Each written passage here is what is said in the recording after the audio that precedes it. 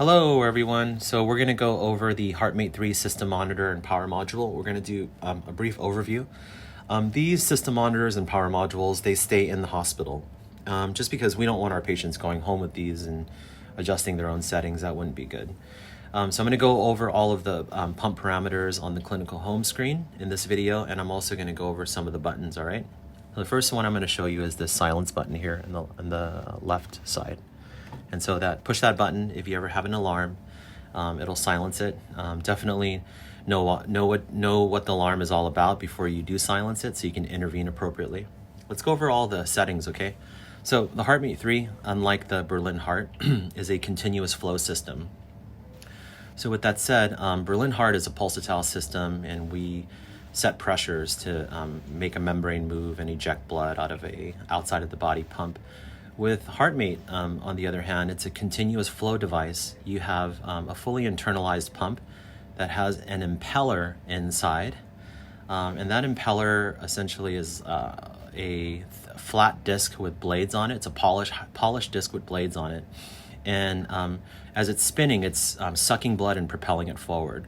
So as far as the pump speed is concerned, we set that number very carefully, and it's done via echo guidance. It's done via hemodynamic monitoring in the operating room and in the ICU. We also, of course, want our patients to have good clinical cardiac output. We check all their labs and obsess over those, and we want to make sure that those are all looking good and all of our end organs look well protected, like the kidneys and the liver and so on. So average operating range for this device as far as speed goes is about 5,000 to 6,000. Currently I have it set at 5,800. And it's a number that we set, okay? The next parameter I'd like to go over is pump power, and that's here, currently at 4.1, 4.2. It's totally normal for it to fluctuate a little bit. The pump power, the easiest way to explain it is it's the amount of energy in watts that it's requiring to maintain the set pump speed.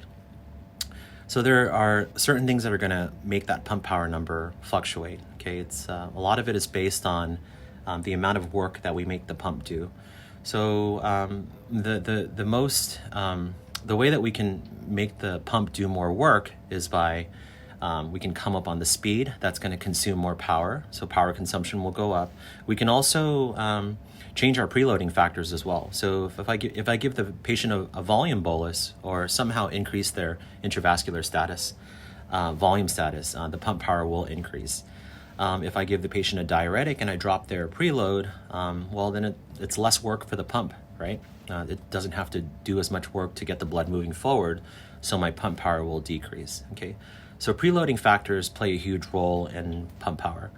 The one thing that we do worry about with pump power is if there is a deposit or a thrombus that forms inside of the pump anywhere, especially on the impeller itself, that's going to create drag on the impeller, and that could turn into a terrible thing. It could create drag on the impeller, and the pump power could actually increase substantially to like 5, 6, 7 watts, okay? It's something that can change gradually over time, or it can be an acute change. So that's why we monitor the pump power closely. The pump flow itself, which is up here, that number is your calculated or estimated cardiac output. Okay, so I want to stress that it is not a measured number. That number is calculated and derived from a few factors. It's going to be primarily the pump power, okay? And also we will program in the patient's most current hematocrit, which acts as a surrogate for blood viscosity. So with the blood viscosity based off of the hematocrit and with the pump power, we are able to derive a pump flow. And again, it is a calculated estimated number. It's very useful for trending. Finally, the pulse index, which is here in the top right there, that is a number that is it's useful for trending purposes. It is essentially a number that we look at that gives us an overall indication of how much work is the patient's native ventricle doing. Okay, so if the patient's native ventricle is contributing more, we would expect to see that number rise, like into the 4 and 5 range. If it's doing less work, we would see that number be in kind of the 1, 2, 3 range. Okay. It's a number that we've been kind of told to ignore, but I think it is useful for trending purposes. Some other numbers that you will see is on the console is you're going to see pulse mode, right? So HeartMate has this fancy wash cycle where every 2 seconds the RPMs will drop by 2,000, ramp up by 4,000, and then go back to baseline. And it does that every 2 seconds. And what that does is it promotes washing of any stagnant blood inside of the pump, and that will decrease adverse events like clot and stroke.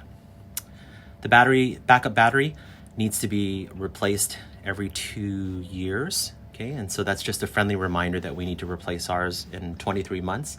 The controller itself has a backup battery built in, so if we inadvertently disconnect both power sources, the pump will still scream at you, but at least the VAD will keep running for 15 minutes.